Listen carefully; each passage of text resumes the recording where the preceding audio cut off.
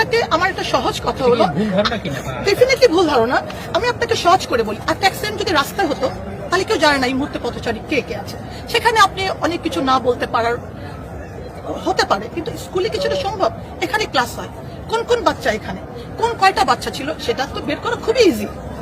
এটা তো আমরা বলতে পারি যে এই কজন পাওয়া গেছে, এই কজন নিখোঁজ, এই কজন ভালো আছে, বা এই কজন নাই। তো এটা আসলে করাটা খুবই ইজি, আর আমরা চাইলেও কেউ সেটাকে বন্ধ করার কোনো সিস্টেমই নাই। আমি যদি বলি আমরা বলবো না, এটা এটা আসলে মানে আমি বলবো যে আসলে ইনফরমেশন গুলা খুব খারাপ ভাবে ইনফরমেশন গুলা হচ্ছে আর কি যাচ্ছে। আর ছোট মানুষ তো ওরা বুঝতে পারে না। ওদেরকে আমি এটা গতকালও বলেছি, বাবা আমি যদি বলি আমি সংখ্যা কমিয়ে বলবো, উপায় আছে? ওনার বাচ্চা, আপনার বাচ্চা, এর বাচ্চা আমার এখানে, আমি বলবো বাচ্চা কোনোদিন ছিল না, সম্ভব? কোনোদিনই সম্ভব না। হ্যাঁ, হয়তো তাৎক্ষণিক হতে পারতো, দ্রুত হতে পারতো, এটা একটু দেরি হচ্ছে, কিন্তু তোমরা বলছো মিসিং, এটা কোনোদিনই সম্ভব না একটা প্রতিষ্ঠানের পক্ষে।